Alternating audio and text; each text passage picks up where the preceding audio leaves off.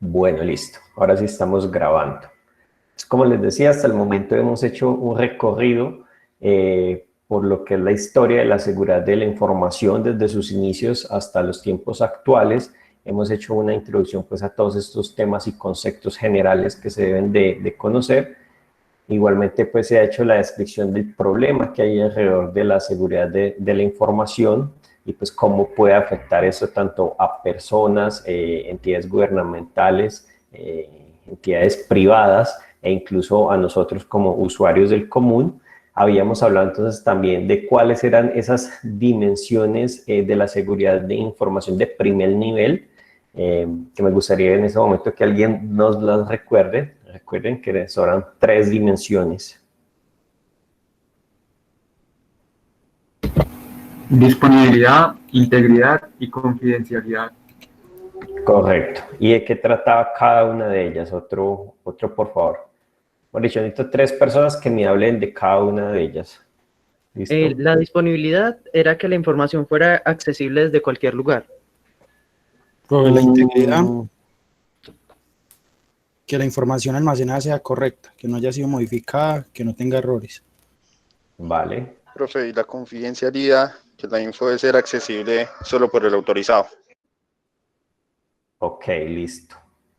Entonces tenemos integridad, confidencialidad y disponibilidad. Recuerden que la disponibilidad lo que me está diciendo es que la información pueda ser accedida en el momento en que se necesite como tal, ¿cierto? Y de allí entonces ya habíamos pasado a hablar sobre lo que eran esas salvaguardas que nosotros íbamos a tener en cuenta para proteger la información del negocio como tal. ¿Listo? Entonces habíamos dicho que entre esas salvaguardas se encontraba pues determinar la información que se maneja, o sea, cuál era esa información que es como el core y la que se debe proteger. Habíamos dicho que se debía entonces identificar, clasificar y valorar esa información y que obviamente, bueno, que había que también pensar en controles, en conocer la naturaleza de los controles que podíamos implementar, ¿cierto? No solamente considerar medidas técnicas como lo eran pues la implantación de dispositivos de hardware, sino pues también tener en cuenta lo que son elementos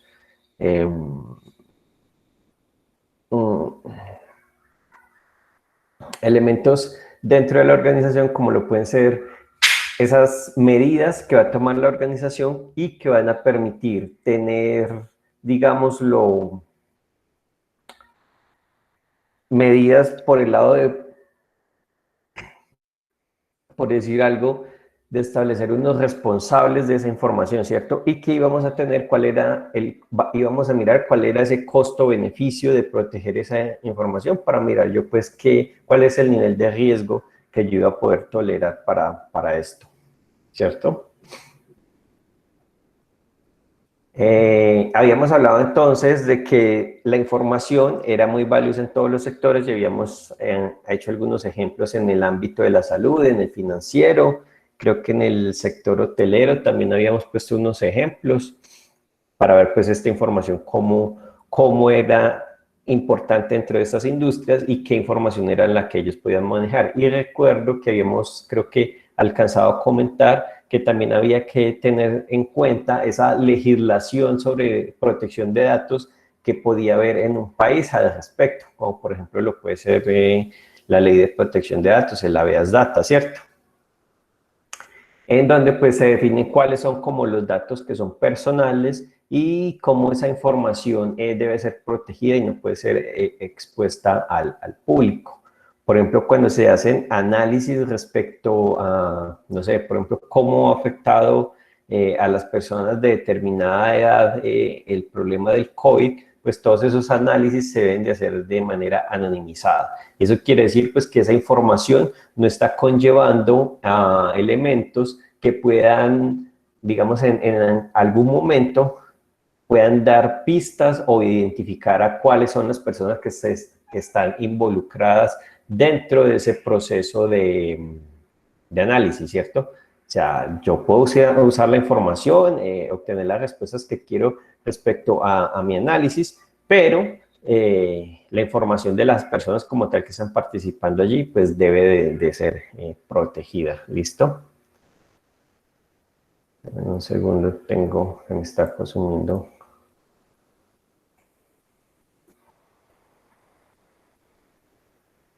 Listo, ahora sí. Bueno, entonces en ese mismo sentido, pues digamos que una persona es identificable en qué momento. Pues va a ser identificable si yo puedo conocer su identidad de manera directa o indirectamente. Entonces, pues lo que hace en este sentido la legislación es exigir la protección de la seguridad de esos datos que son de carácter personal ante posibles riesgos que puedan afectar entonces esa privacidad de las personas. Como por ejemplo, igual, acceso no autorizado, uso ilegítimo, modificación no autorizada, discriminación o pérdida de datos, ¿listo?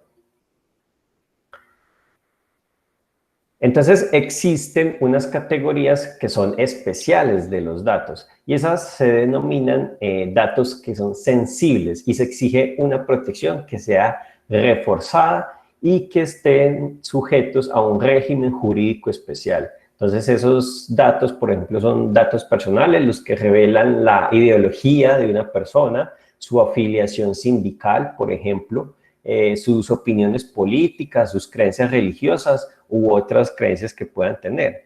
También hay datos personales que revelan, por ejemplo, el origen facial o étnico y lo que es relativo a la salud, como les comentaba en la clase pasada, o a la vida sexual u orientación de las personas, ¿cierto? También como de pronto datos genéticos o datos biométricos. Y hoy en día, por ejemplo, están muy popularizados estos datos biométricos porque pues ustedes deben de saber que nuestras huellas dactilares son únicas e irrepetibles. Entonces, pues claramente esa es una información que da a ciencia cierta conocer quién es una persona. Yo sé que ustedes alguna vez habrán escuchado de personas que falsifican documentos y pues que son detectables porque pues ya se conoce cómo son esos procesos y cómo identificar esos documentos falsos, pero también creo que el año pasado hubo un caso donde una persona tenía una cédula que era legítima, que había sido pues expedida por el gobierno, pero la cédula representaba a una persona que no era. Entonces, digamos que estos son métodos que por más cuidado que uno le pueda colocar, pues van a siempre a poder ser vulnerables. Sin embargo, pues el tema, por ejemplo, de la huella dactilar, pues a eso sí ya es un tema muy difícil de, digamos, de querer suplantar. Entonces, por ejemplo, hoy en día, no sé si les ha pasado, cuando ustedes van a tomar un servicio ante, no sé, de telecomunicaciones o en el propio banco, que uno necesita hacer una consulta, entonces incluso para una consulta a uno le hacen unas preguntas y claramente esas preguntas lo que buscan es de alguna manera identificar si la persona que está hablando por teléfono es realmente la persona que dice ser. Esas medidas, pues, digamos, son de alguna manera seguras porque si hay otra persona que igual conoce las respuestas, podría estarlas dando sin ningún problema.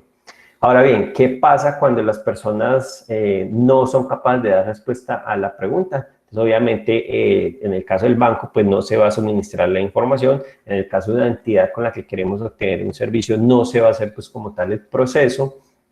Pero entonces ya hay otras medidas. Por ejemplo, hay una empresa de telecomunicaciones que en este momento, ante este tipo de situaciones, lo que está haciendo es, si la persona responde mal ante las preguntas, entonces van hasta su casa y le toman la huella y con eso saben si finalmente sí es la persona que dice ser o no, ¿cierto?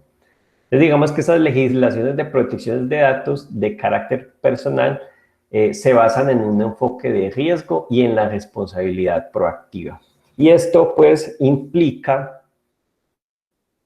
que sean de aplicar medidas que sean técnicas y organizativas adecuadas y necesarias para garantizar esos derechos y la privacidad de las personas cuyos datos personales estemos nosotros tratando dentro de la organización, ¿cierto? En base pues a un análisis entonces que es de riesgos y pues para poder demostrar que esto sea así. ¿Listo?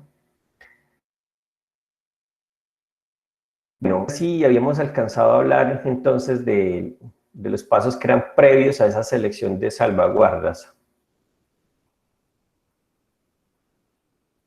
Yo creo que no, ¿cierto? Voy a compartir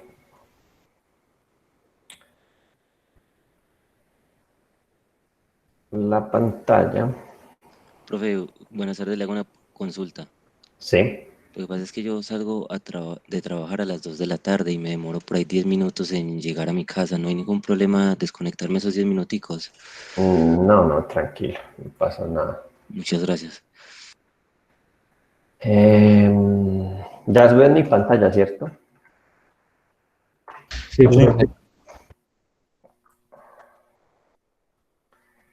Out, me equivoqué.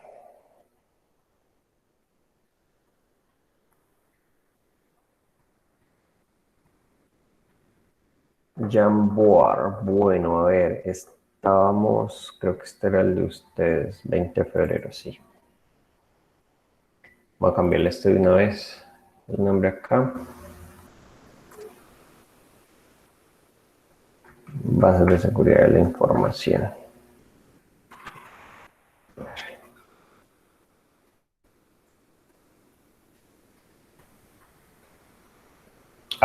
Creé un poco de pestañas.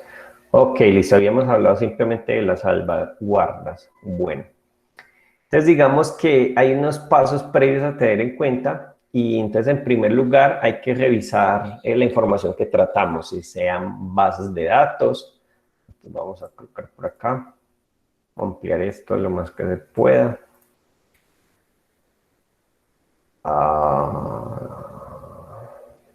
No me esperaba esto. A ver.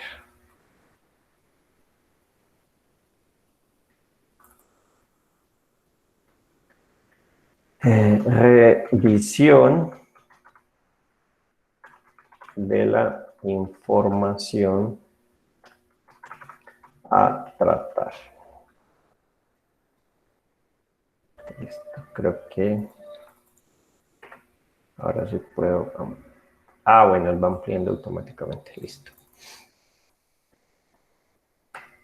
Entonces, como les decía, eso pueden ser bases de datos, archivos, aplicaciones, entre otros. Y de allí se selecciona lo más crítico.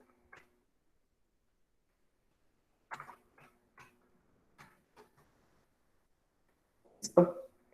Entonces, eso puede ser. ¿Y qué va a ser lo más crítico?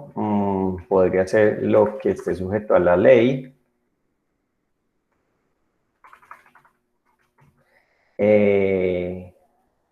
La información que no puede faltar, o sea, información indispensable.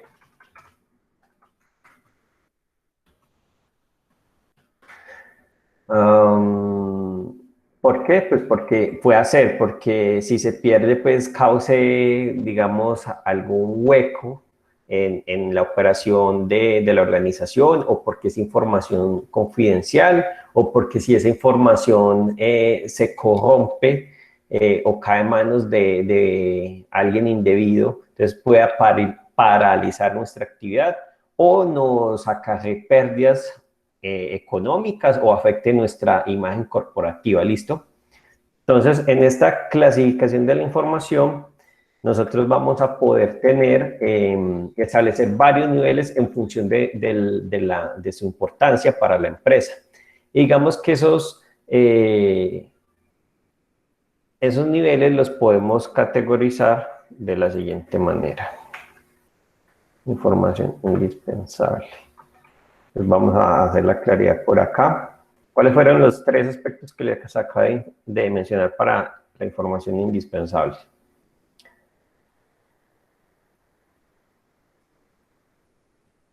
Chicos.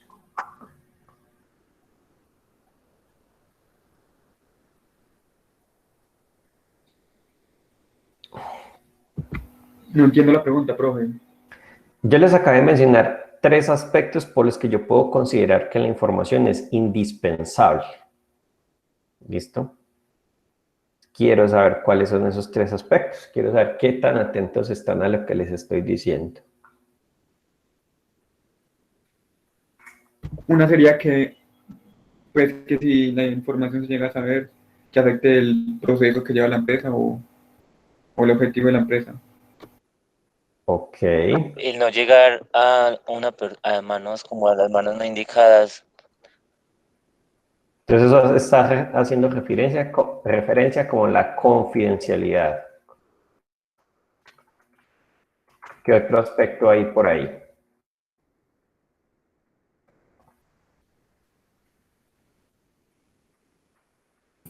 Profe, como la información propia de la empresa, como la información interna de la empresa.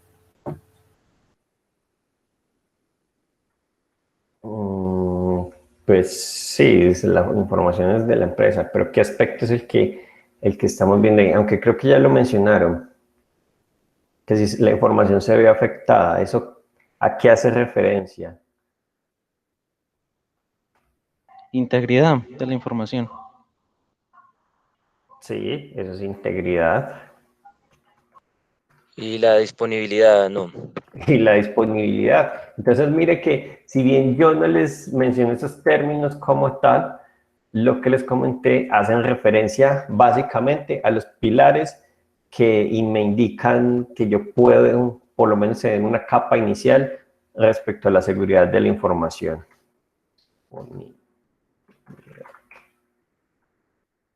¿Listo? Bueno.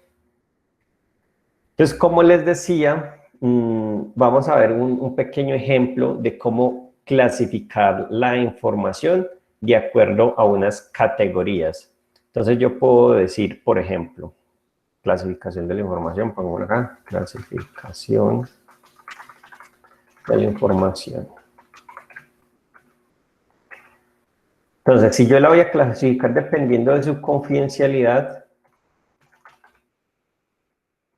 ¿qué estoy haciendo acá? Entonces, pues información que sea especialmente sensible para nuestra organización y que su acceso esté restringido únicamente, por ejemplo, a la dirección. Entonces, vamos colocándolo acá, confidencialidad, información, pongámoslo con el guioncito, información sensible, que sea solo... que puede ser solo accedida, por ejemplo, por la dirección, o sea, por las gerencias, y por aquellos empleados que necesiten conocerla para desempeñar sus funciones. También, pues, acá podemos tener datos de carácter personal, en particular, pues, en los de categorías especiales, ¿cierto? ¿Y cómo vamos a tratar nosotros esa información? Entonces, eso pongámoslo por acá con este símbolo, o esto más bien. ¿Cómo lo vamos a tratar? Entonces, esta información ha de marcarse adecuadamente, se deben de implementar todos los controles que sean necesarios para limitar el acceso pues, a esa información y que claramente los empleados que deban acceder a ella sean los únicos que pueden accederla. Y en caso de, digamos, de tener que llevar la información de las instalaciones de la empresa, sea en formato digital o por otro medio, entonces que esa información vaya cifrada, ¿listo? Para los datos de carácter personal, entonces se debería de tener en cuenta la protección y garantías indicadas pues, por la legislación que haya, ¿cierto? Como lo es, por ejemplo, el habeas data. Entonces, protocolos de acceso, encriptación de medios, análisis de la legislación.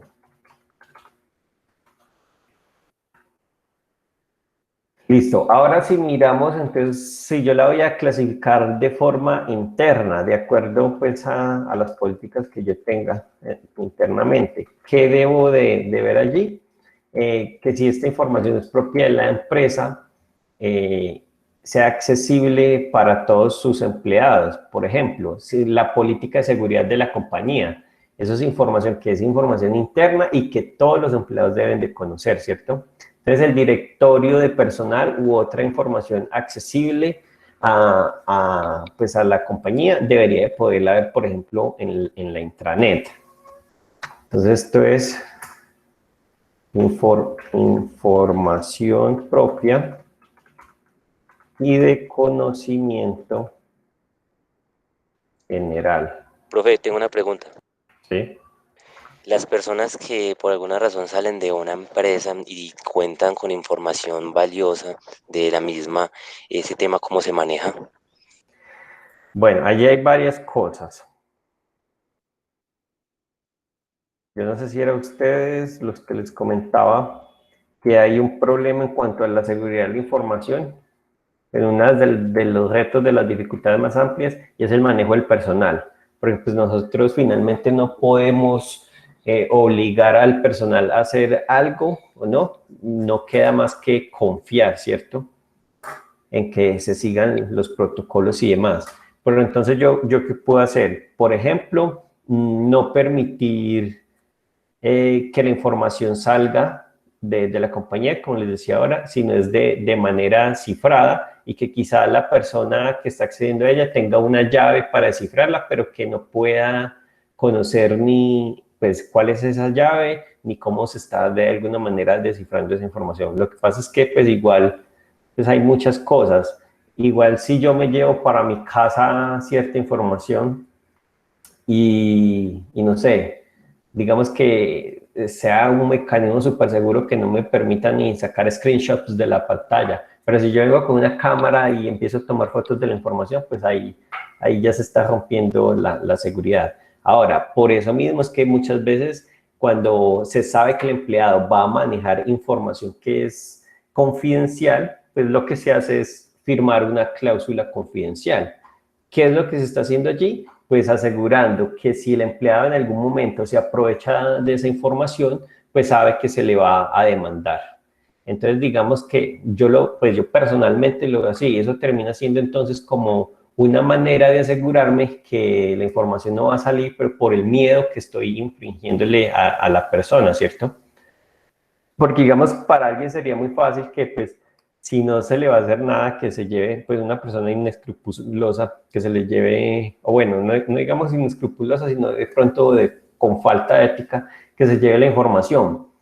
Pero si yo sé que si yo me atrevo a eso, puedo ir a la cárcel, por ejemplo, entonces pues yo ya decía, no, venga, pues no, ¿cómo voy a hacer algo de esto? Ahora, el tema acá es que, digamos que el tema ético profesional, pues a priori debería de garantizar pues que este tipo de cosas no pasan, ¿cierto? Pues ser honesto con las cosas. ¿Listo? No sé si con eso aclaro tu pregunta. Sí, profe, muchas gracias. Listo. Entonces, ya para el tratamiento de esta información que es interna, la información debe, digamos que igual debe estar adecuadamente etiquetada y debe ser accesible para todo el personal. Allí pues no hay como mayor dificultad, pero digamos que no debe de difundirse a terceros, salvo autorización expresa de la dirección de la compañía. Entonces, si bien esta es una información de conocimiento general, es información que deben de conocer, pero solo los empleados de la compañía. ¿Listo? Entonces, no se proporciona a terceros, salvo a autorización expresa.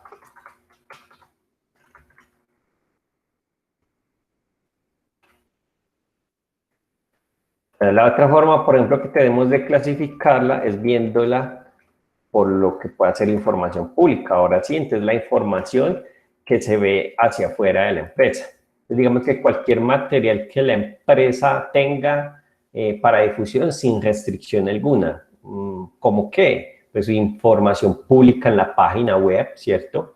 O material que corresponda a información de divulgación comercial, que antes la empresa lo que necesita es que se conozca desde afuera, ¿cierto?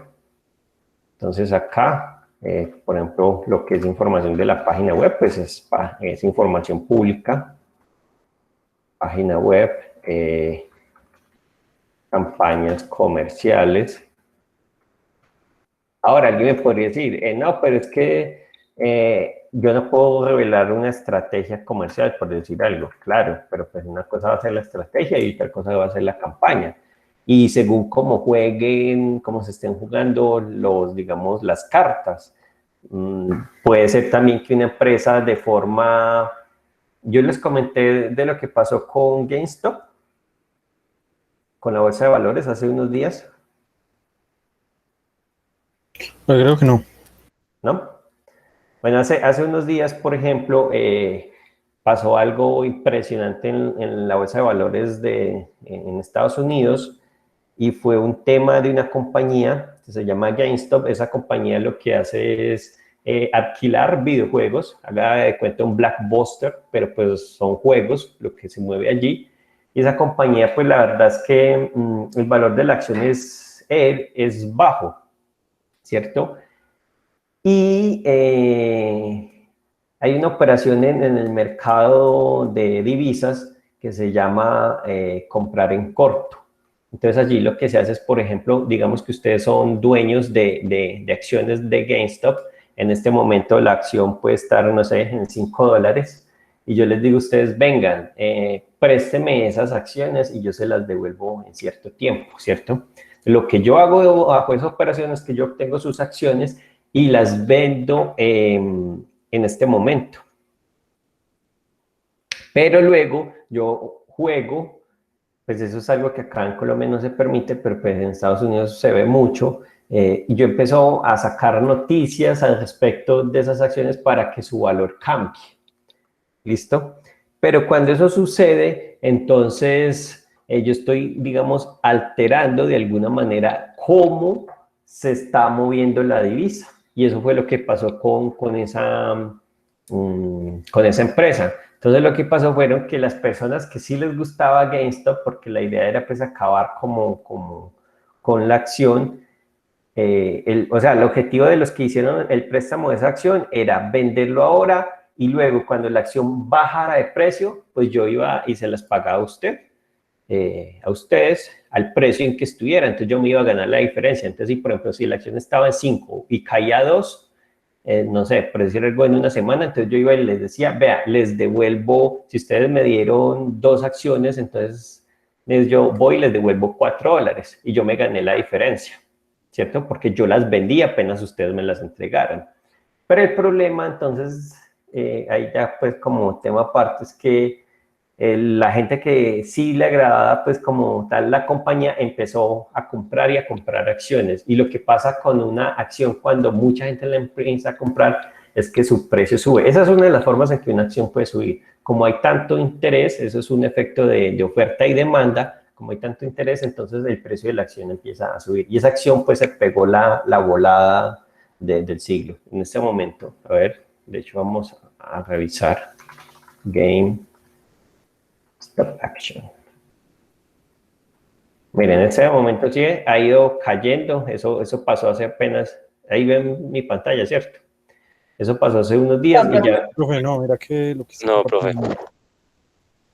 Solo vemos donde bueno. Ahí, ahora sí. Sí, señor. Entonces miren que eso pasó hace unos días, vamos a ponerle un mes.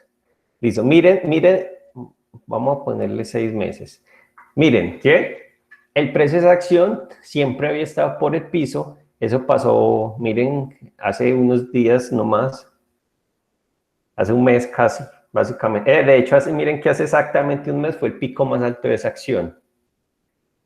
Entonces, esa acción, una acción que había estado costando alrededor de 10 y 15 dólares, se pegó un alza a 347 dólares. Entonces, obviamente, pues, el objetivo aquí era como decirle al mercado bursátil de Estados Unidos, sí, usted está jugando de esa manera, entonces tome su golpe. Ahora bien, realmente yo no creo que haya tenido efecto, porque pues si ustedes ven, en este momento ya la acción ha caído. Aunque miren que sí hubo un efecto, que quién sabe si se mantenga en el tiempo, y es que la acción pues igual sí ganó según esto, ganó más o menos cuatriplicó su valor. Interesante. Pero pues realmente esto es algo que así como subió, vuelve y cae. ¿Por qué? Porque pues no era información genuina. Entonces esto es el tipo de información que yo les digo que si cae en manos inescrupulosas puede afectar o no una compañía. Acá los usuarios conocieron que esta empresa estaba haciendo esa jugada y entonces movieron sus fichas para afectar lo que ellos querían hacer. Entonces ese fue el aspecto. ¿Qué era lo esperado de esa compañía que hizo la compra en corto? Que si la acción estaba por acá cuando todo empezó, si estaba en casi $20, entonces que la acción antes cayera más y él hacer lo que les digo, ir a pagarle a quien le prestó las acciones por un precio menor. Entonces por eso es que hay que tener cuidado con la información que se revela o no. ¿Listo? Bueno.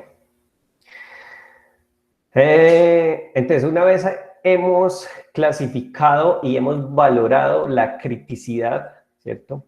La importancia de esa información, entonces nosotros vamos a tener que determinar cuál es el riesgo específico. Y así, pues, entonces vamos a enfocar las medidas y vamos a evitarlas o vamos a tratar de subsanar lo que hay allí, ¿listo? Entonces, vamos a ver unas medidas que evitan riesgos de fuga de la información y que son necesarias para que no vayan a ser pues, como alteradas por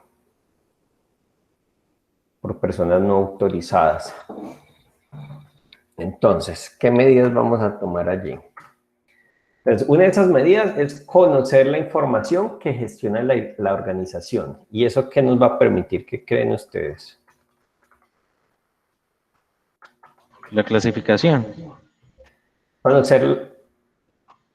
Bueno, sí, eso me va a facilitar clasificar, sí, correcto.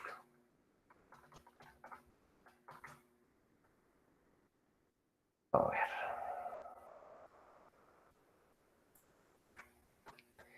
Entonces, esto se debe hacer a través, digamos, de entrevistas o reuniones con el personal de la organización, ¿listo?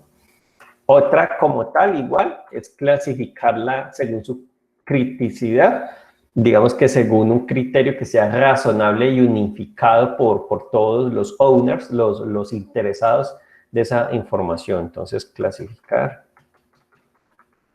según su criticidad. También entonces vamos a tener que determinar el grado de seguridad. Entonces allí uno se hace preguntas como, ¿es alto el riesgo de pérdida de la información y el de fuga o robo de esa información? ¿O puede ser alterada sin autorización? Entonces, determinar grado de seguridad. Pues acá lo que uno se hace son preguntas para determinar ese grado. Ah, bueno, no les dije acá, dejémoslos acá para que los tengan en cuenta. Entrevistas. Acá.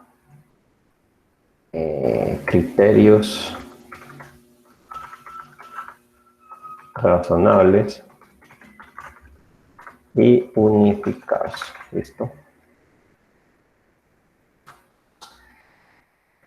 Y lo otro es establecer entonces medidas necesarias para mejorar pues, la seguridad de la información como tal. Entonces, establecer medidas de seguridad.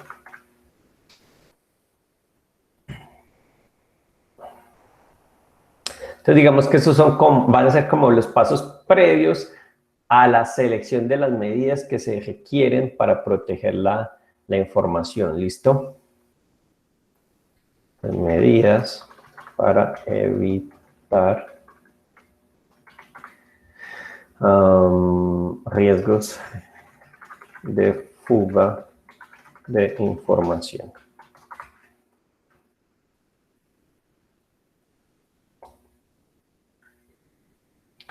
Digamos pues que en este punto se puede realizar análisis de riesgos, y estos análisis van a permitir valorar entonces el costo de las posibles incidencias que nosotros tengamos en relación a la seguridad y que afecten la información, y priorizar medidas que se puedan tomar para evitar pues esos incidentes. Entonces ese análisis de riesgo es necesario si se tratan datos de carácter personal, ¿cierto? De manera tal que se puedan determinar las técnicas y digamos, soluciones necesarias para proteger esa privacidad. ¿Listo? ¿Alguna duda hasta aquí?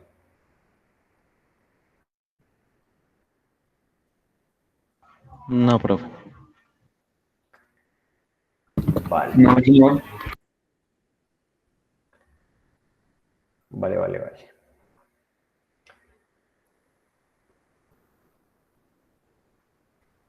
Entonces vamos a hablar ahora de la naturaleza de los controles.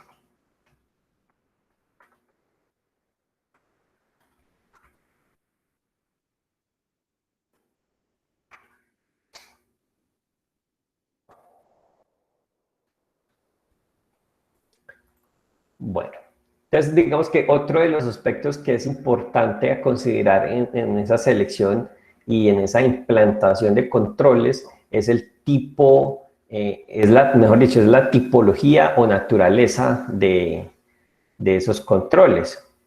Y digamos que esa tipología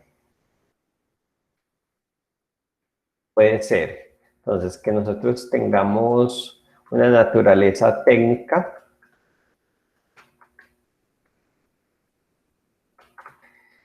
en donde las medidas que son de carácter tecnológico son medidas como el uso de antivirus, cortafuegos o implementar sistemas de copias de seguridad. ¿Listo?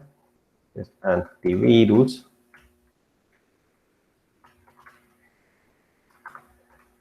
firewalls,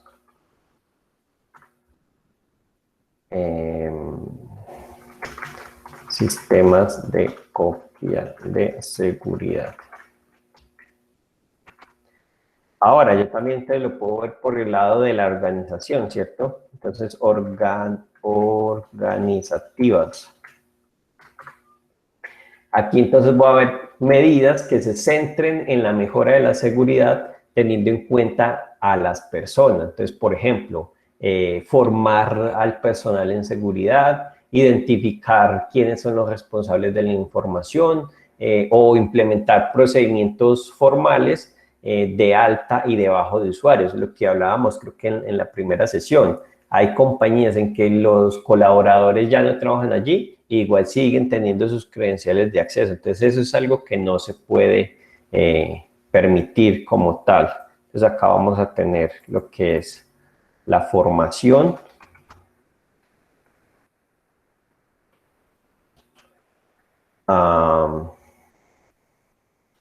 ¿responsables de qué? Pues de la información y procedimientos. Y también lo podemos ver por el lado físico. Esas medidas físicas para proteger nuestra organización, ¿cómo qué? Entonces, como acondicionar adecuadamente la sala de servidores frente a riesgos de incendios, frente a inundaciones, accesos no autorizados, establecer sistemas de control de acceso para entrar a oficinas, poner cerraduras, digamos, en las áreas que no puedan ser accedidas por cualquier persona, guardar las copias de seguridad en una caja, digamos, ignífuga, o sea, donde pueda tener la mayor seguridad posible, ¿listo? Entonces acá está la infraestructura del espacio donde está nuestra información, infraestructura, cerraduras, protocolos de acceso,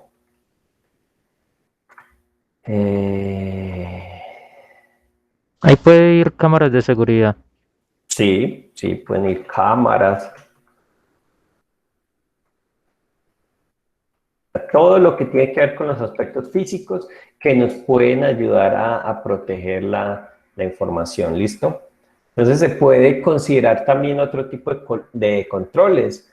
Por ejemplo, están hablando de la legislación, entonces pueden haber controles de naturaleza legal que persigan pues obviamente el cumplimiento de que, digamos, la organización en el ámbito de seguridad de la información pues tenga por lo menos las medidas básicas, por decir algo, ¿listo?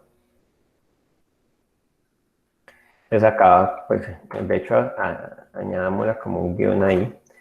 Y es que yo puedo tener, ¿cómo es que se llama eso? Certificaciones. Pongámosle acá ISO, por decir algo. ISO 27001, que es la norma de seguridad de la información. ¿Listo? Creo que ahí están los elementos principales. Bueno. Entonces, en resumen, para yo escoger e implantar, digamos, los controles que nos van a ayudar a mejorar la seguridad de la información, vamos a tener en cuenta qué cosas. Quiero escucharlos.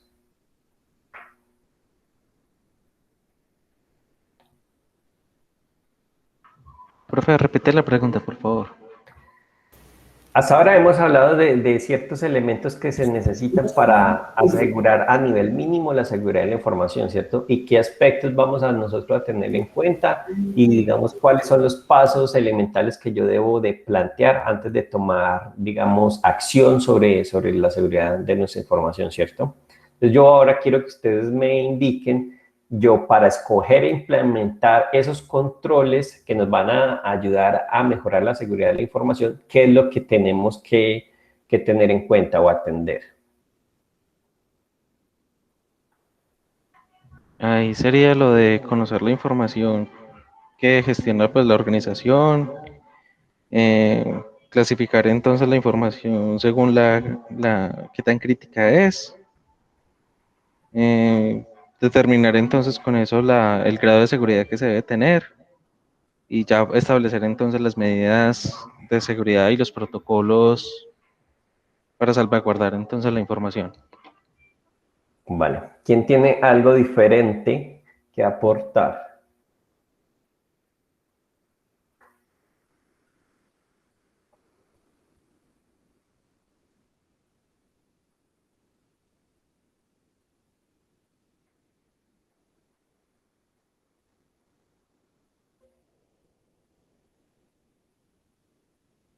Chicos, los escucho.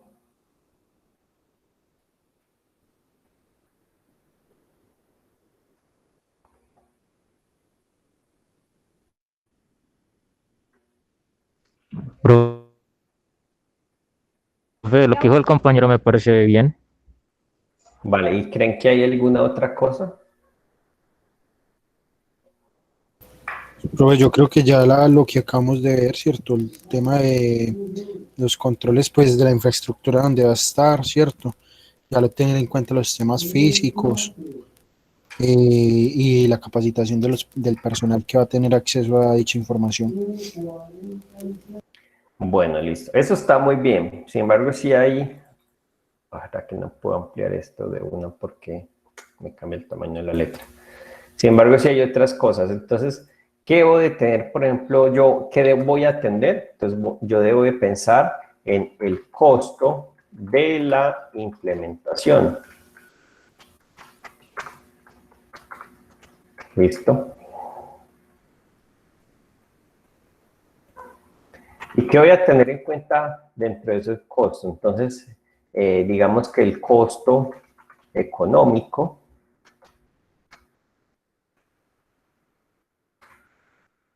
esa medida que yo deseo implementar, también voy a tener que tener en cuenta el costo en relación al tiempo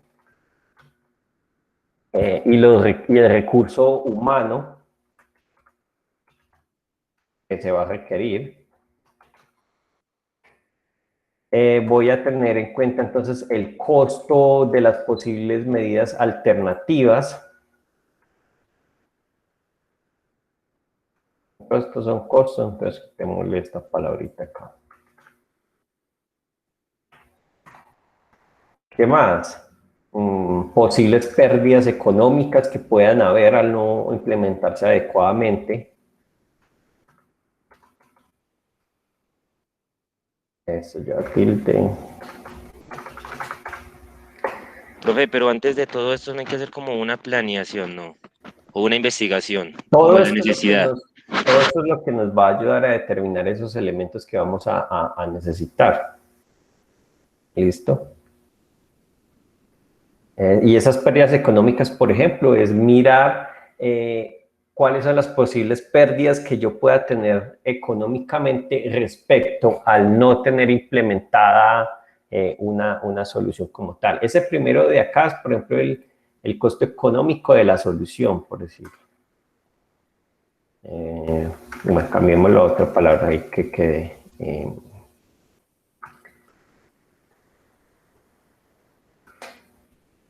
Implementación de la solución.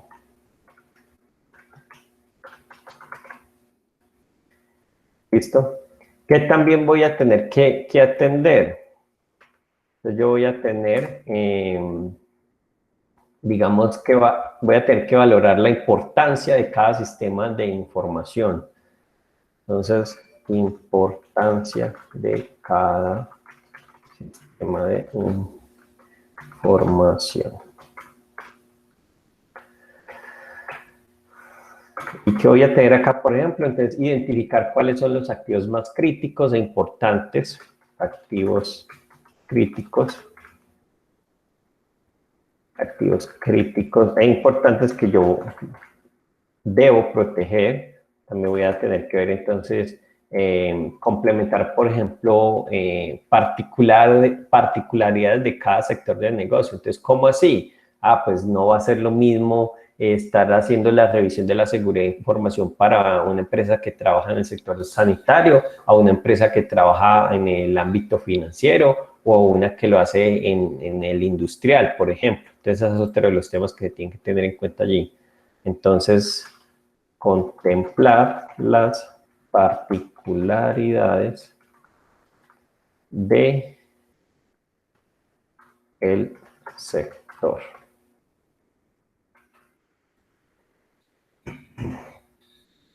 Entonces, otra cosa que hay que atender y tener allí en cuenta van a ser, por ejemplo, las necesidades como tal de cada sistema de información.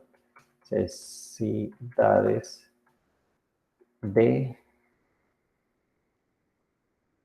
cada sistema de información. Y por este lado, entonces, lo que me interesa es determinar cuáles son las dimensiones de seguridad, de confidencialidad, de integridad o de disponibilidad. ¿Cuál de esas dimensiones va a ser más importante proteger? Entonces, va a ser como la selección del pilar más importante a estructurar. ¿Listo? Entonces, eso sería, en resumen, los criterios de selección por los que yo voy a empezar a analizar el tema. Ahora, ¿cuáles van a ser, por ejemplo, las salvaguardas básicas que se van a tener? Pensé que alguien iba a hablar. Listo. Entonces, digamos que obviamente yo puedo encontrar un gran número de salvaguardas y estas van a estar definidas en múltiples estándares o normas internacionales, ¿cierto? Y algunas de esas normativas son como, por ejemplo, el ISO 27000. Entonces, ISO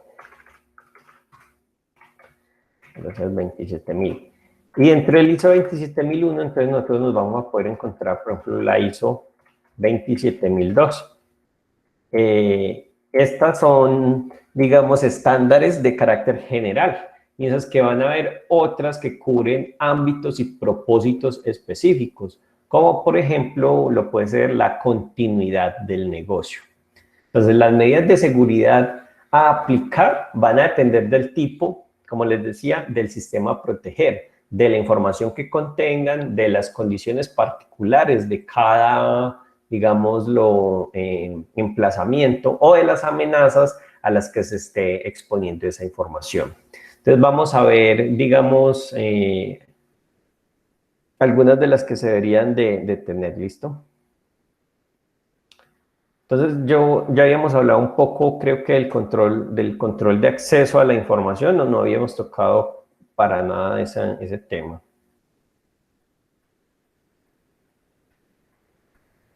No, profe. ¿No? Listo. Estándares.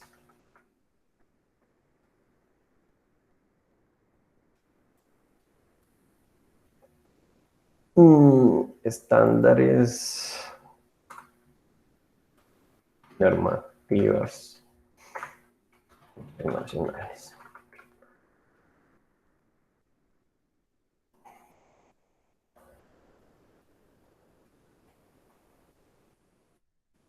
Bueno, entonces, ¿qué va a hacer el control de acceso?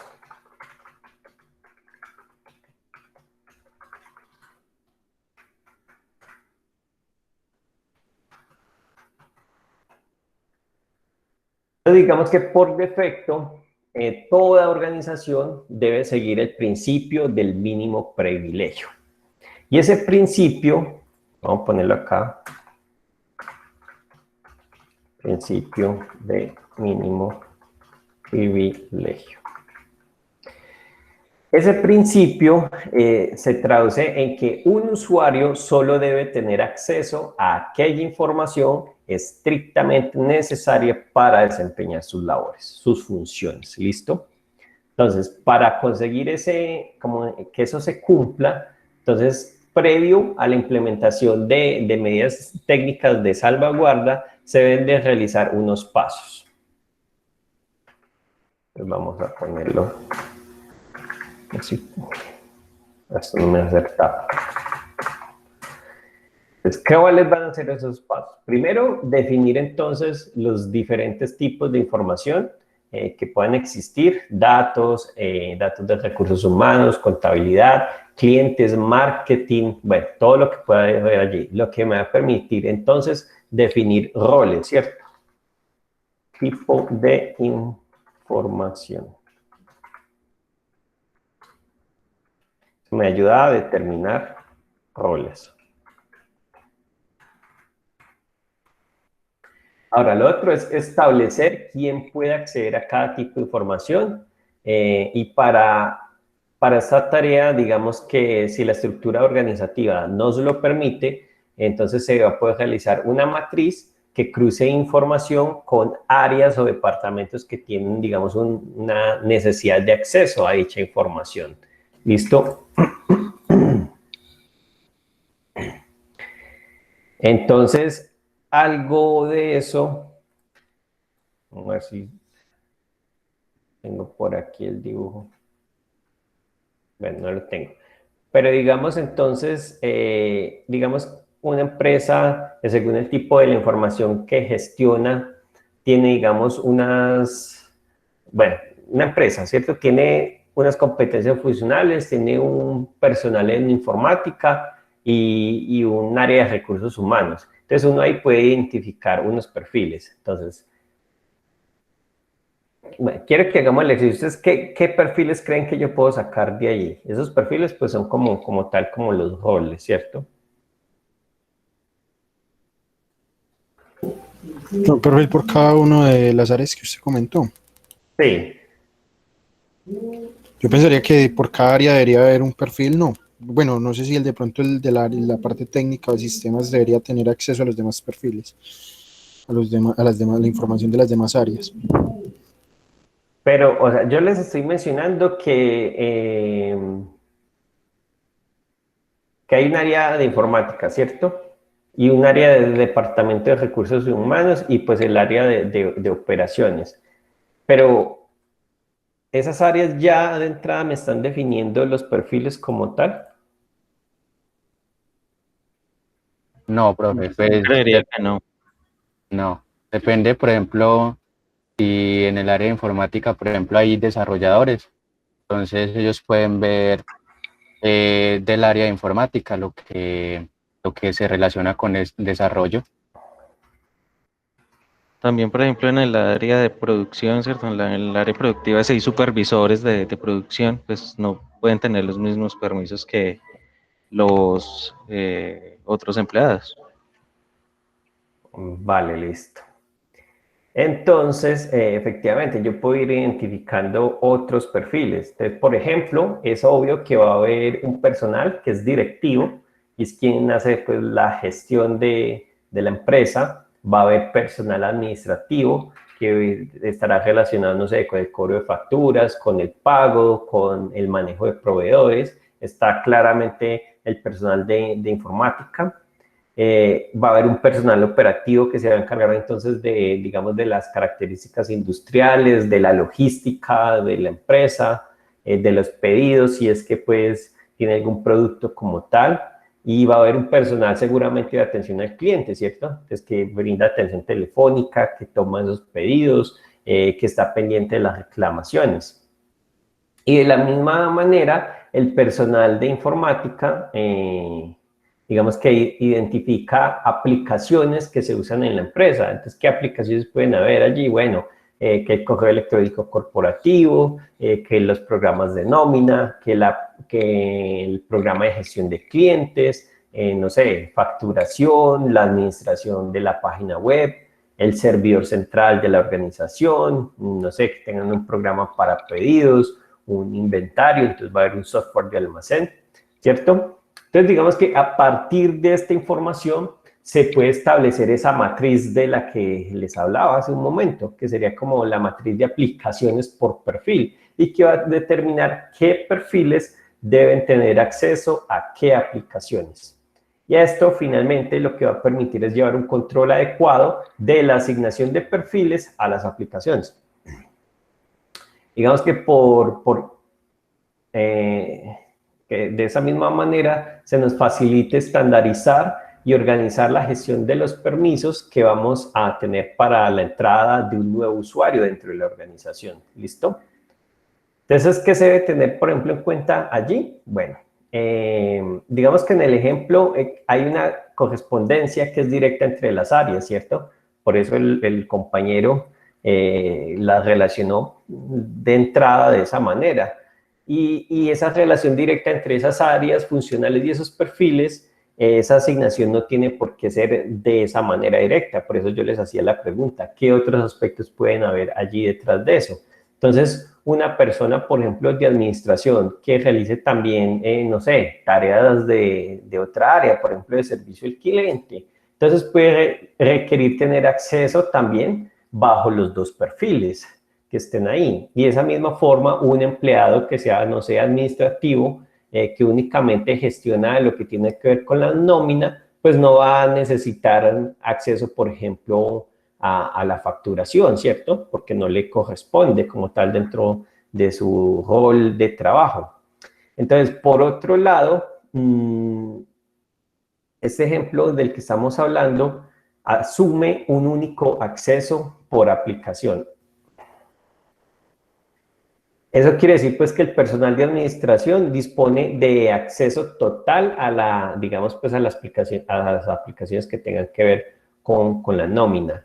Pero pues si la organización puede requerir, por ejemplo, que una parte del personal de administración tenga acceso, no sé, de lectura y acceso de escritura restringido a unas pocas personas, pues en ese caso el modelo requiere ya de la creación de permisos adicionales que reflejen esos aspectos. Entonces, miren que de entrada yo puedo tener definidos, digamos, unos perfiles de la organización para ciertos, digamos, roles determinados, pero yo puedo tener unos perfiles accesos que mezclen ciertos accesos o ciertos información a la cual el empleado deba de establecer. Entonces ese tema de los perfiles y de los roles va a ser pues allí muy importante para poder establecer estos criterios. ¿Listo?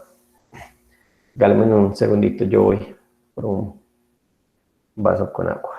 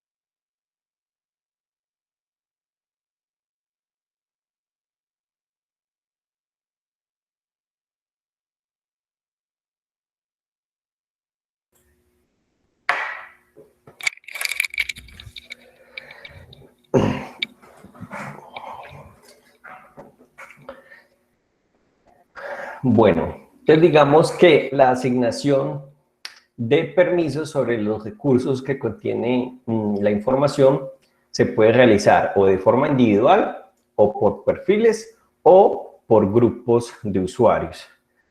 Entonces, acá estamos hablando de la creación. Profe, una pregunta. ¿Sí? ¿Por grupo no sería mucho más difícil identificar algún tipo de, bueno, no sé, de vulnerabilidad de pronto, en el caso de que, pues, no sé, si un perfil utiliza 5 personas para tratar de identificar fuga de información o algo así? No. Recuerda que estamos hablando de que la información, la seguridad de la información no se va a llevar a cabo de la misma manera en todas las organizaciones. Entonces, será labor de quien esté implementando esa seguridad de la información, hacer el análisis de las necesidades y establecer cuáles van a ser los requisitos, requerimientos y las políticas que se puedan establecer. Y de esa misma forma hay que tener en cuenta que también hay un nivel de aceptación dentro del riesgo que se va a asumir, ¿cierto? Yo les decía la otra vez, puede que para una compañía sea súper importante que al menos lo que tenga que ver con seguridad de la información de su compañía esté en un 90%, ¿cierto? Eso es que para otra compañía puede que lo que ellos puedan tolerar sea más bajo y que pueda estar en un 60% como tal. Ahora, no es que por estar en un 60% entonces la compañía es insegura, sino que seguramente parte de ese 60% se va a centrar en lo que ellos realmente necesitan y lo que está por fuera pues son cosas que quizás no se consideren pues muy relevantes. Entonces, de esa manera, pues determinar esos peligros que tú dices de asumir un análisis de roles por perfiles, entonces habrá que medirlo de acuerdo pues a esa tolerancia de riesgo que yo necesito. ¿Listo? Listo, profe. Bueno, entonces les decía, para esa creación de roles, entonces yo voy a poder mirar las cosas de forma individual. Lo voy a ver por perfiles. O lo voy a ver por grupos de usuarios.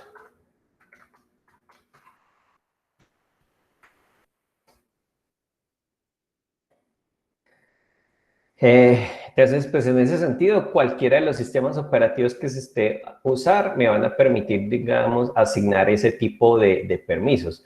Por ejemplo, pues ustedes deben de saber que, por ejemplo, por grupos dentro de un sistema operativo, antes está el grupo de los que son superusuarios, del que solo son administradores, o de los que solo pueden tener acceso a ciertas aplicaciones. Entonces, también está allí el tema de los grupos, listo.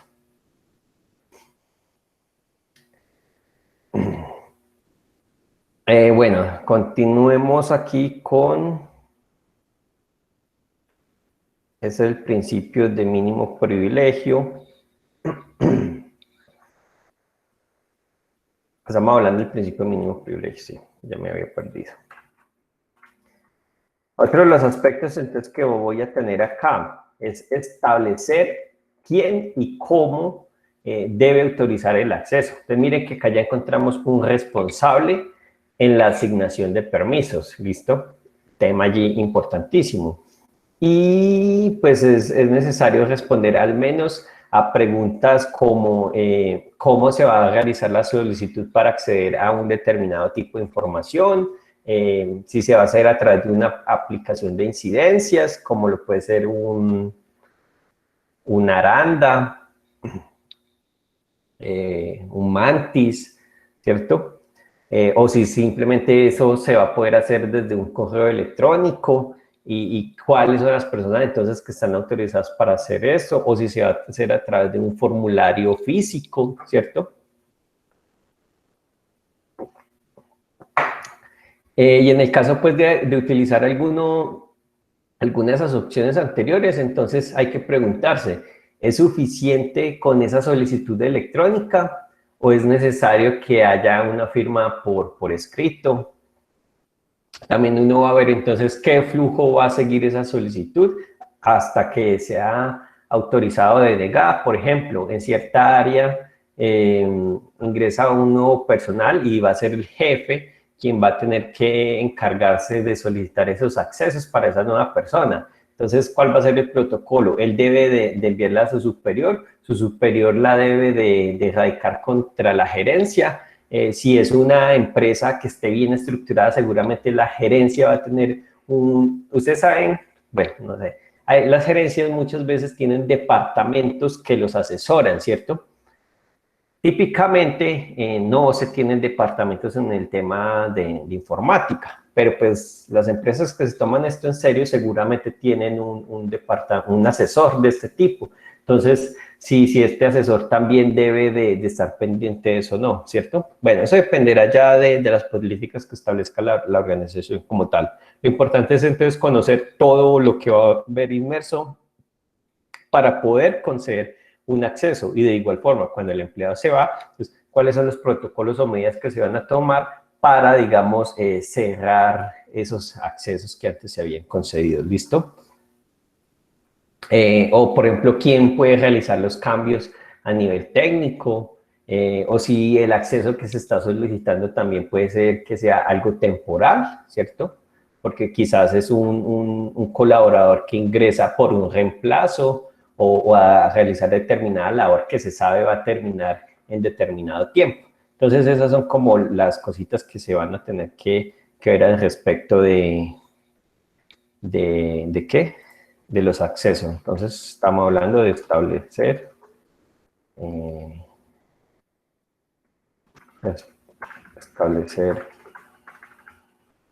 el responsable de,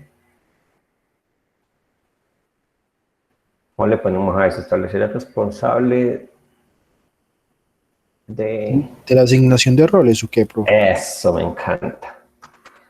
Asignación de roles y el protocolo a seguir.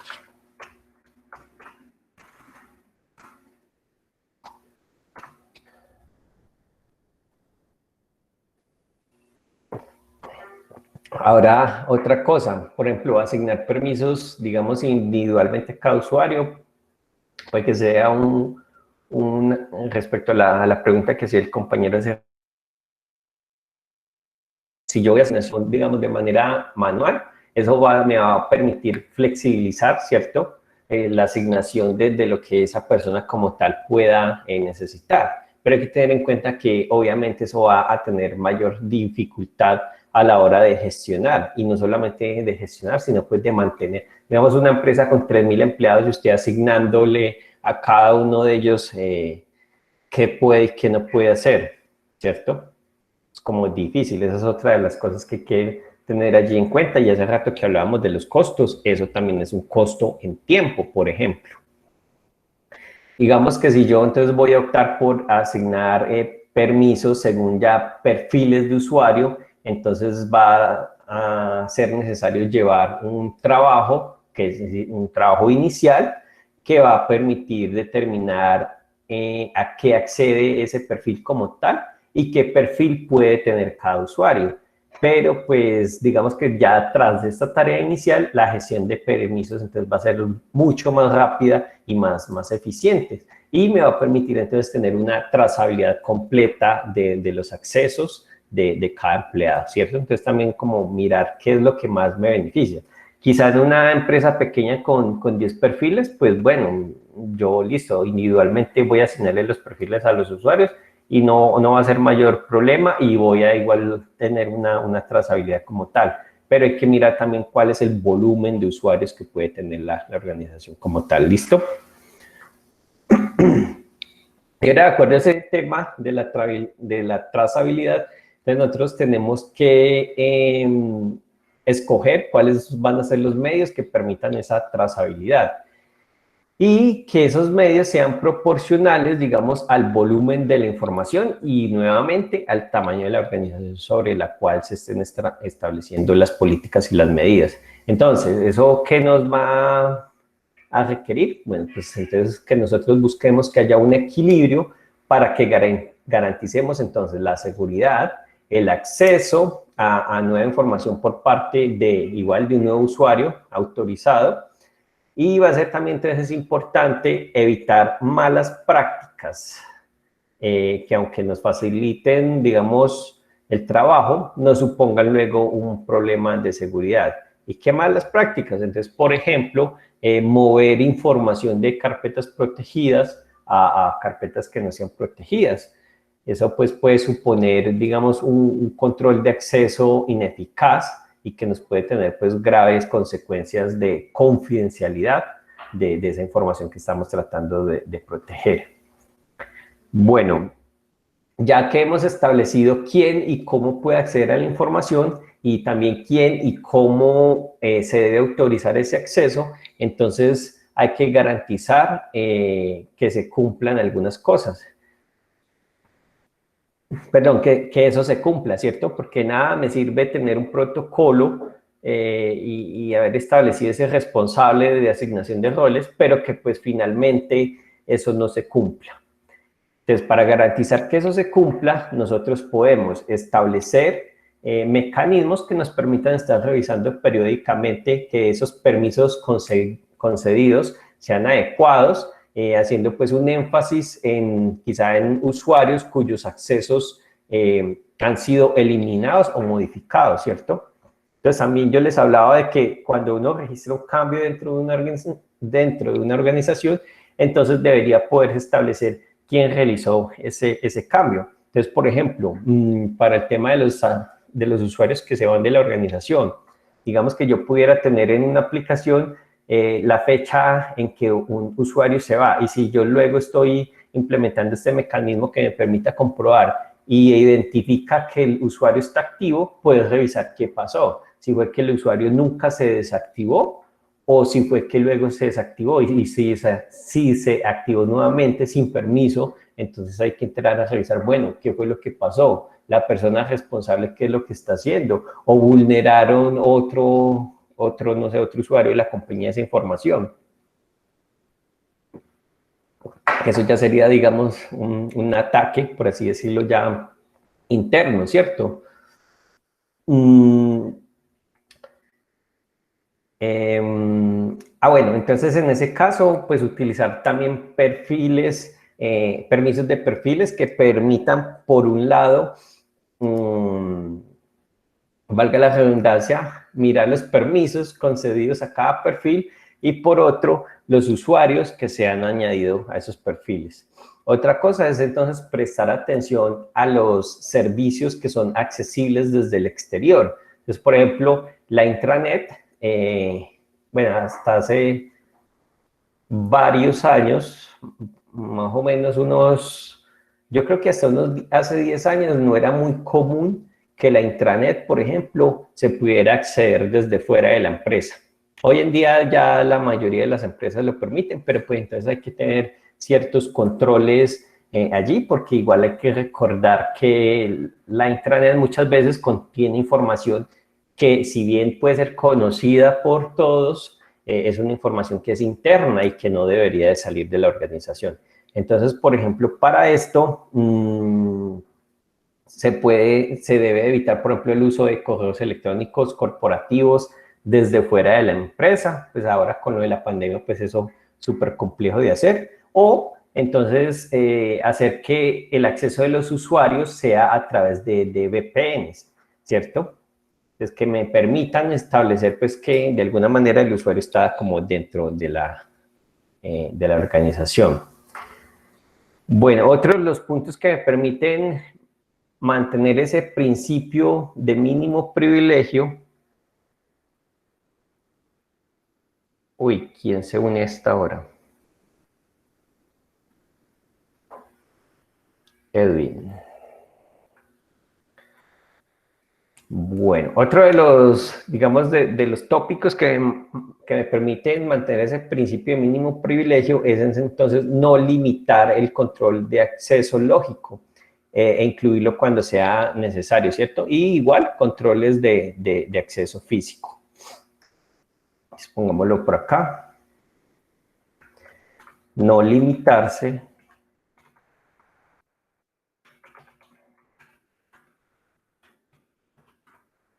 miren que esto, colocar uso de controles físicos. Miren que eso termina siendo una amenaza, de alguna manera. Seguramente, por ejemplo, si alguien quiere ir a atacar el servidor principal de la compañía, atacarlo de manera física, si no hay una cámara de seguridad, pues seguramente alguien se atreva a ir a hacerlo. Pero si el personal sabe que hay cámaras de seguridad por allí, es nuevamente lo que yo les decía ahora, eso tiene un efecto psicológico, porque ya la persona dice, uy, no, es que por ahí no se puede hacer nada, porque es que ahí está el servidor y entonces me van a echar, ¿cierto? Y eso es tan real, ese efecto psicológico, que muchas veces cuando pasan este tipo de cosas y hay cámaras, hay muchas partes donde esos espacios están simplemente cerrados como por vidrio. Muchas veces la gente ni se atreve a mirar hacia adentro de los servidores porque saben que lo están observando, entonces como que le temen a esas cosas. Entonces pues termina siendo efectivas como tal las medidas, ¿listo? Bueno.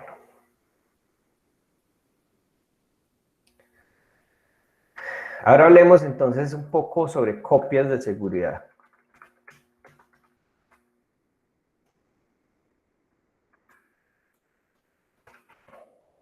Que ya me acabó el agua.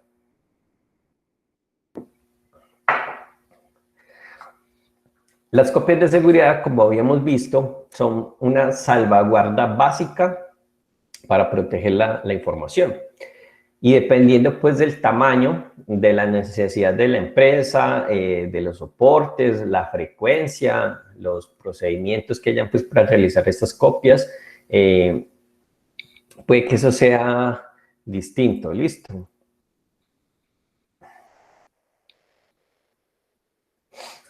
Ay, se me va. Tuve un pequeño corto. ¿Sí me escuchan? Sí, profe. Sí, bro. Okay.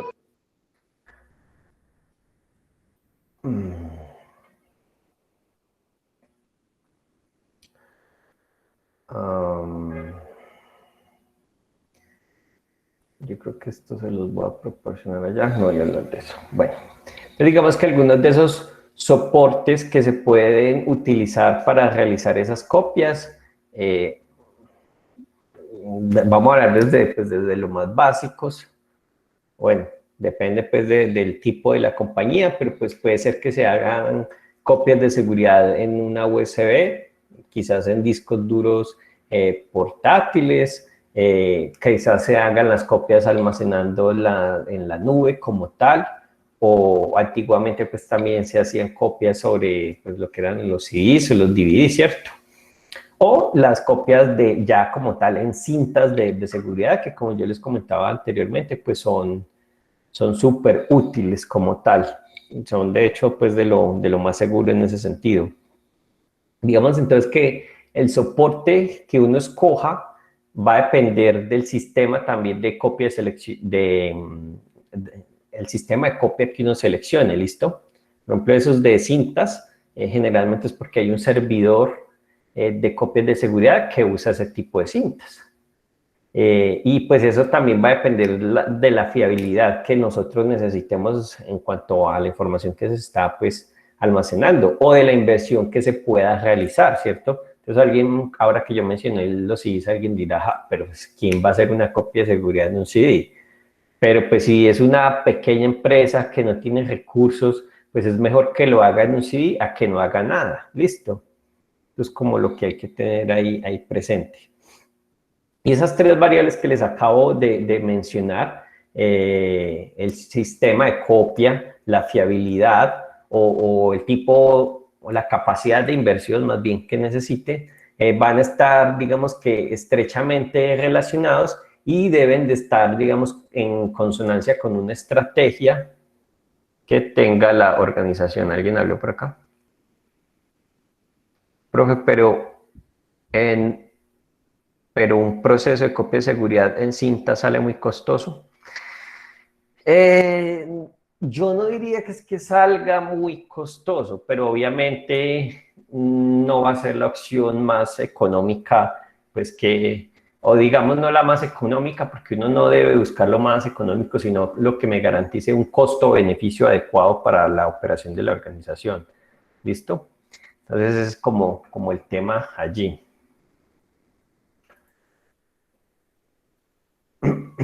Entonces, digamos que la implementación como tal de un sistema de copias, en la implementación del sistema se deben tener en cuenta algunas consideraciones. ¿Listo?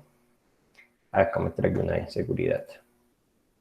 ¿Y esas consideraciones qué van a hacer?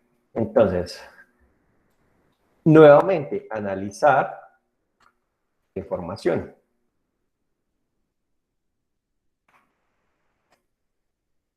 Información, pues a la que se le va a realizar una copia, así como los sistemas y los repositorios donde se encuentra esa información actualmente. Y también debemos tener entonces en cuenta aspectos como las configuraciones de los dispositivos de red, los equipos de los usuarios o incluso la información de smartphones, porque puede que los empleados de la compañía cuenten con teléfonos que son proporcionados por la misma. Entonces, pues también importante la información que pueda haber allí, sobre todo, pues, digamos así de entrada, los de los rangos gerenciales.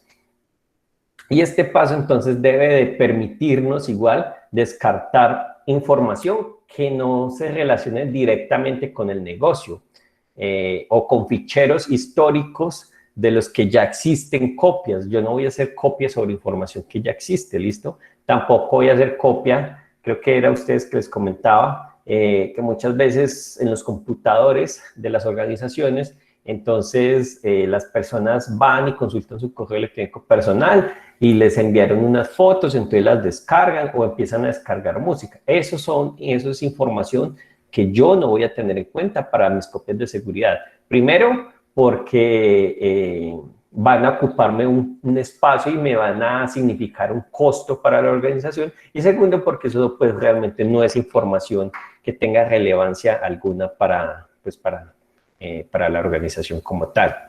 Ahora, también se debe definir formalmente, digamos, el número de versiones que vamos a almacenar de cada elemento que guardemos y el periodo que nosotros vamos a conservar. Y allí nuevamente pueden entrar, por ejemplo, temas legislativos, porque, por ejemplo, una historia clínica, por cuánto tiempo debe un hospital almacenarla, ¿cierto?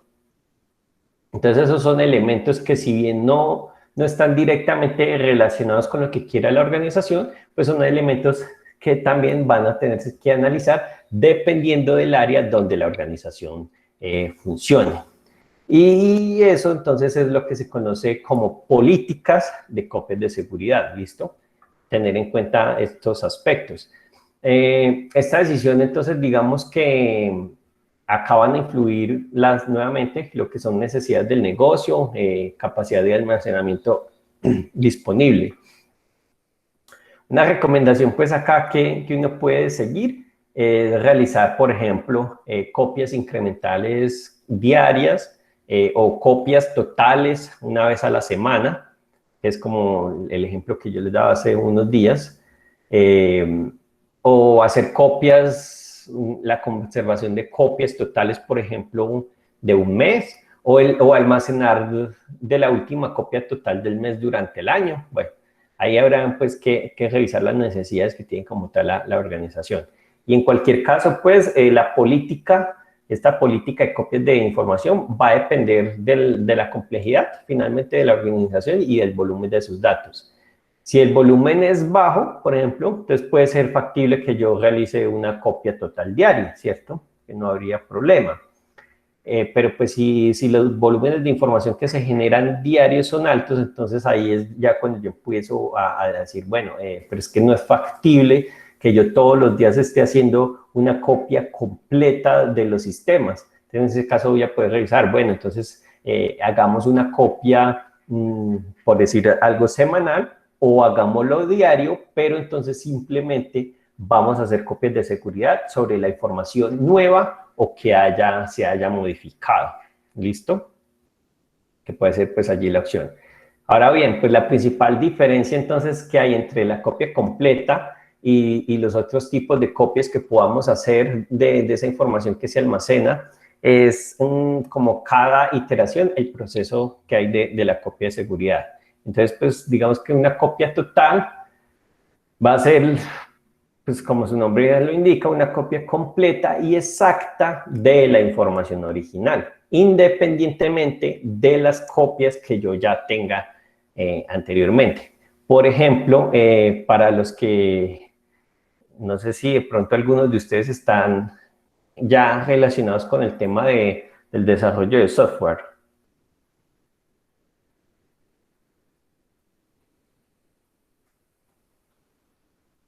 ¿No? ¿Sí? ¿Nadie? Bueno. Sí, Esteban. Sí, profe, yo estoy relacionado un poquito.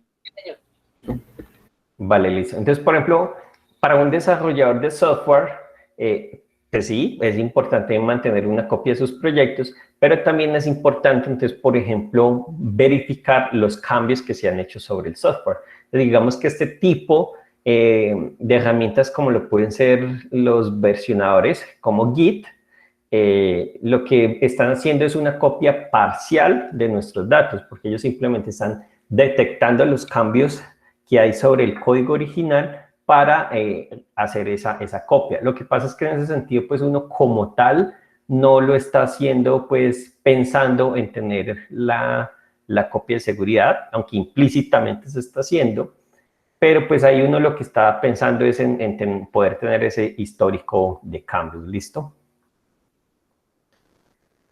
Bueno, en el caso de los sistemas de copia incremental, como el que estamos hablando, entonces únicamente, como les decía, se van a copiar los archivos que se hayan añadido, eso no se los mencioné, que se hayan añadido o que se hayan modificado desde la última copia realizada, sea total o incremental. Entonces, para mí, la verdad, ese tipo de sistemas son como los más recomendables, porque me van a permitir siempre tener como una copia exacta de la información sin tener redundancia en las copias que se están haciendo. En el sistema, por ejemplo, de copias diferenciales, entonces cada vez que se realiza una copia de seguridad, se van a copiar todos los archivos que se hayan modificado desde la última copia completa.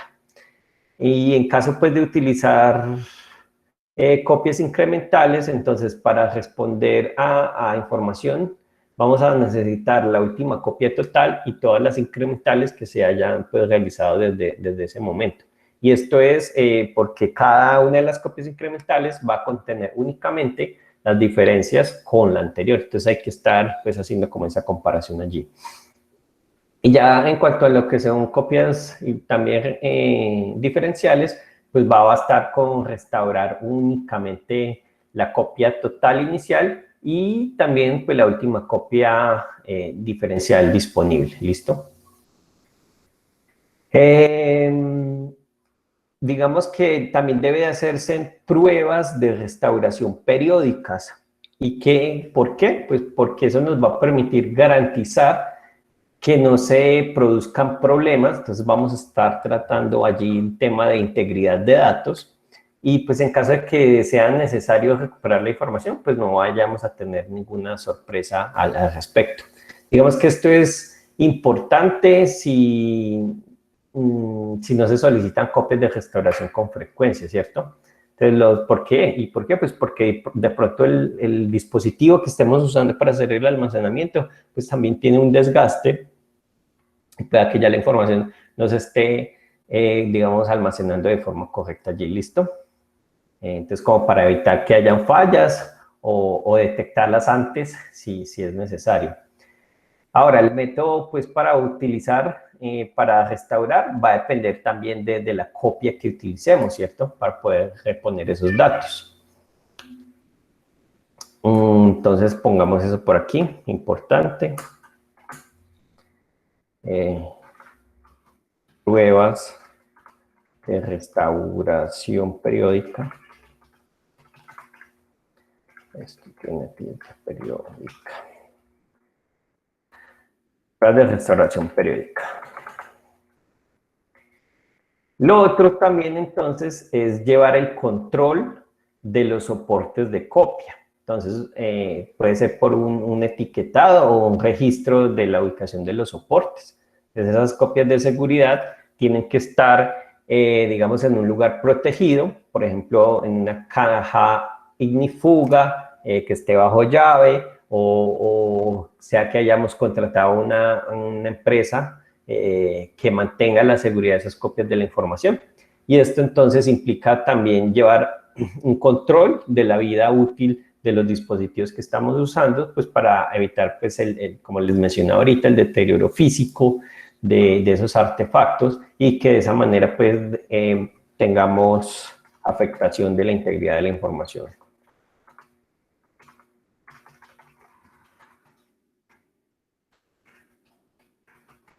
Cuando hablamos del soporte de copia, estamos hablando como tal del medio, ¿listo? Del medio en el cual se está haciendo la copia de seguridad. Entonces, ¿qué opciones tenemos? Copias de incrementales diarias, copias totales una vez a la semana, conservar copias totales en el mes o almacenar la última copia del mes durante un año como tal. ¿Que yo puedo mezclar varias de esas? Sí, también dependerá de las necesidades que yo tenga en la organización. ¿Listo? Otro aspecto acá entonces, digamos que si la información almacenada en esas copias es de carácter confidencial, entonces hay que valorar la posibilidad de que esa información en la copia esté cifrada, ¿listo? ¿Y eso para qué? Pues para evitar que si se llega a perder esa copia o se la llegan pues a robar, entonces la sustracción de esa información no se pueda acceder. Entonces, por ejemplo, se puede considerar información confidencial, como yo les decía, las estrategias de negocio, la facturación de los clientes, ofertas que presentemos a los clientes, bases de contabilidad, bases de clientes, gastos, bueno, toda esa información. Entonces, hay que contemplar que dentro de la copia que se esté haciendo ya vaya encriptada, ¿listo? Entonces, con esta medida, pues, debe abordarse, digamos, también con un cuidado especial para evitar la pérdida de información en caso de que se nos pierdan las claves, ¿listo? Porque yo guardo la copia con la información encriptada, pero si luego yo tampoco puedo restaurarla, pues un serio problema allí. Entonces puede ser preferible que el cifrado se realice en el origen sobre algunos archivos específicos y no en la copia de la seguridad, ¿cierto? Especialmente en casos de que yo vaya a utilizar, por ejemplo, servicios de almacenamiento en la nube. Entonces, eso es otro de los puntos acá a tener en cuenta. Digamos que no es una obligación, pero es una recomendación. Entonces, evaluar la necesidad de cifrar información confidencial.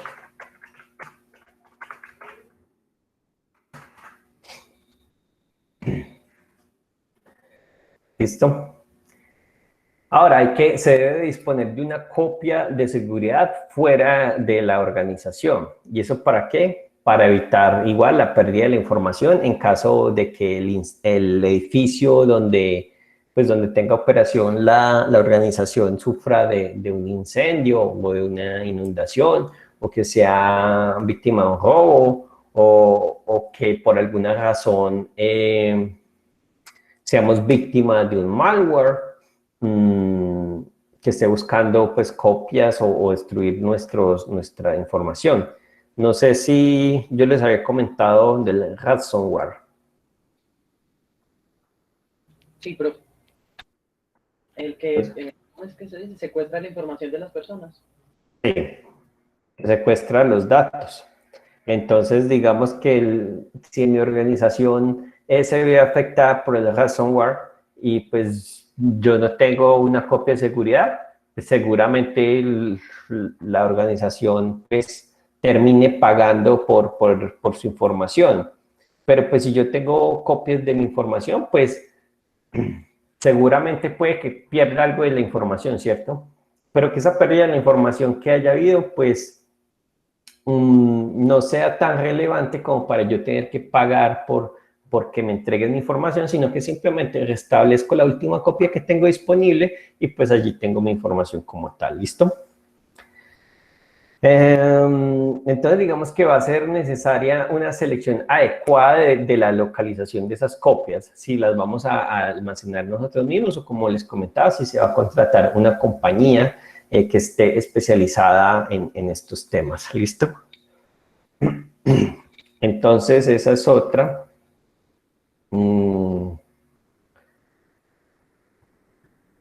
Copias fuera de la organización.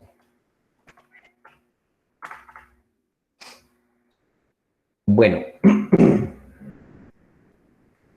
digamos que otro aspecto ahí importante relacionado con las copias de la seguridad es documentar el proceso que se debe seguir tanto para realizar la copia como para restaurarla. Eso nos va a permitir agilizar, digamos, ante cualquier evento, recuperar esa información, ¿listo? Entonces, eso sería un protocolo como tal, protocolo de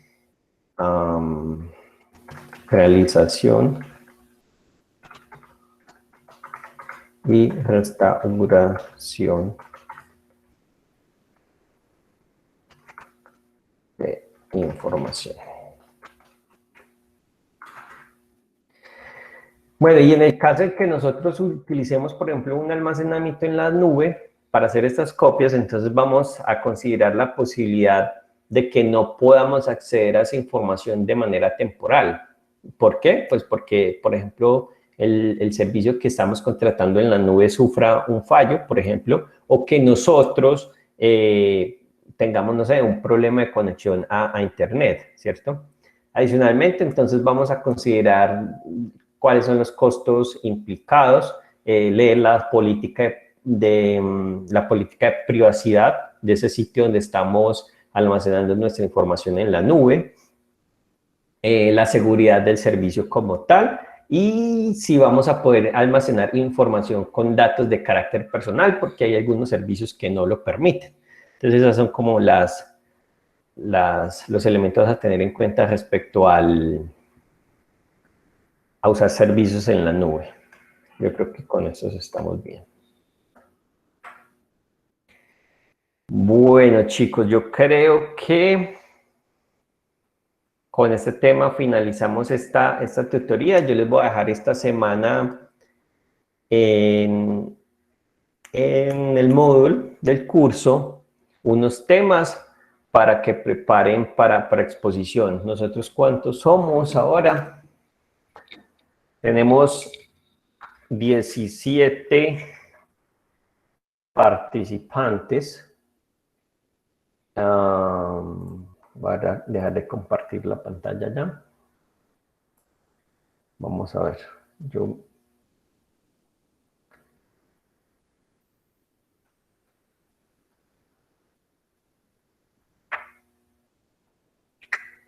Un segundo. No sé si hay alguna duda respecto de los temas que vimos hoy.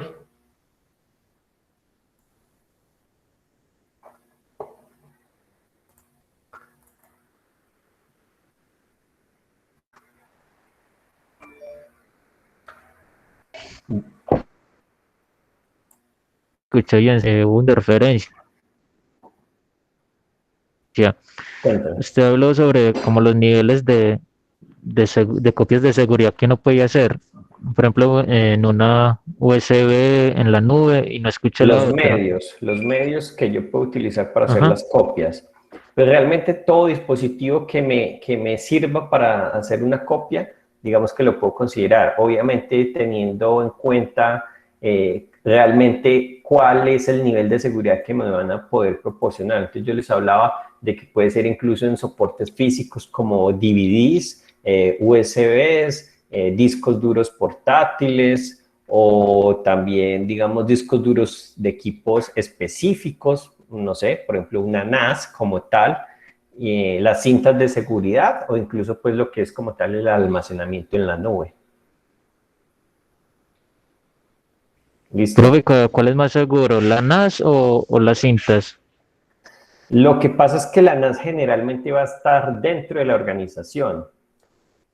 Mientras que, por ejemplo, las cintas, regularmente las cintas yo hago la copia de seguridad y contrato una compañía que haga como tal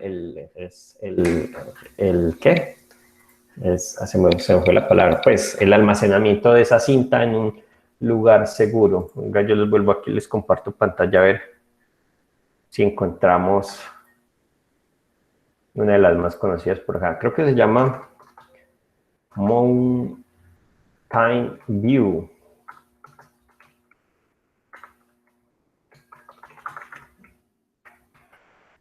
Copias de seguridad, claro.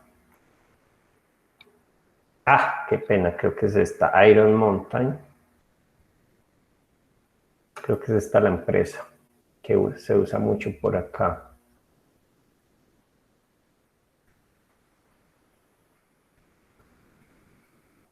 Sí, creo que es esta. Entonces, miren que esas empresas, por ejemplo, ofrecen, miren que acá dice destrucción segura de la información. Entonces, recuerdan que yo les decía que no era suficiente, por ejemplo, con borrar la información de un disco duro, porque pues podían haber métodos a través de los cuales esa información se pueda recuperar. También hay métodos y mecanismos de destruir de forma segura esa información. Este es el servicio, por ejemplo, de almacenaje seguro. Entonces uno lo que hace es establecer esa copia de seguridad en una cinta magnética y se la entrega, por ejemplo, a una empresa como esas, que lo que hacen es asegurarse de tener esa copia en un lugar seguro. ¿Listo?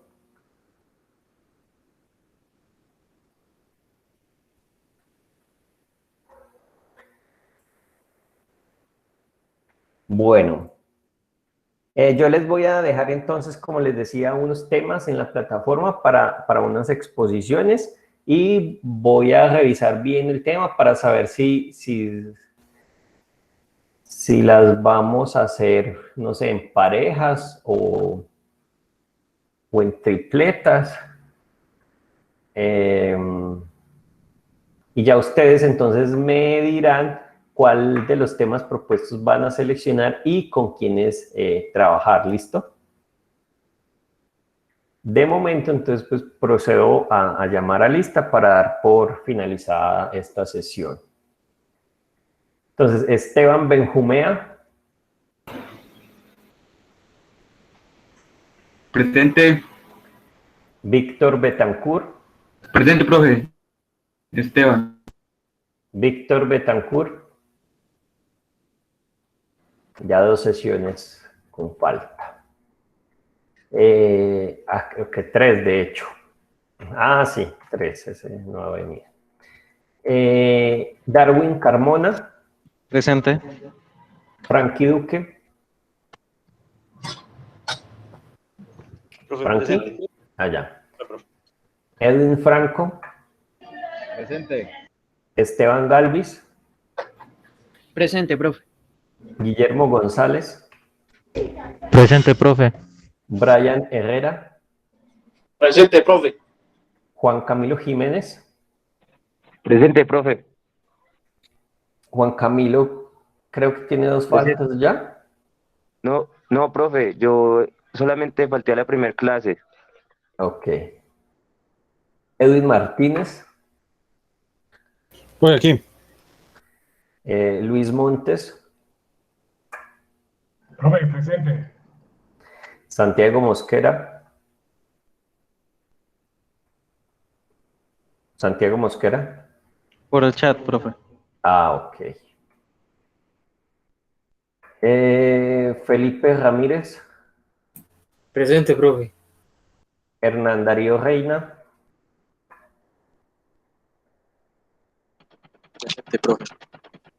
Cristian Santa. Presente, profe. Joana Torres. Presente, profe. Francis Lady Valle.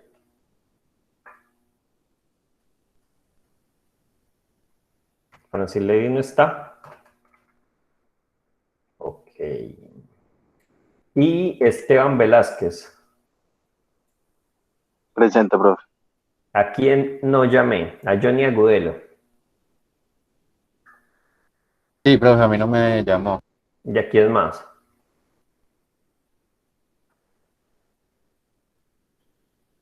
¿Ya? Listo, chicos. Entonces damos por finalizada esta sesión. Que pasen un excelente fin de semana. Bueno, muchas gracias. Muchas gracias. Igualmente. Vale, hasta luego. Gracias, profe, igualmente. Hasta luego. Hasta luego.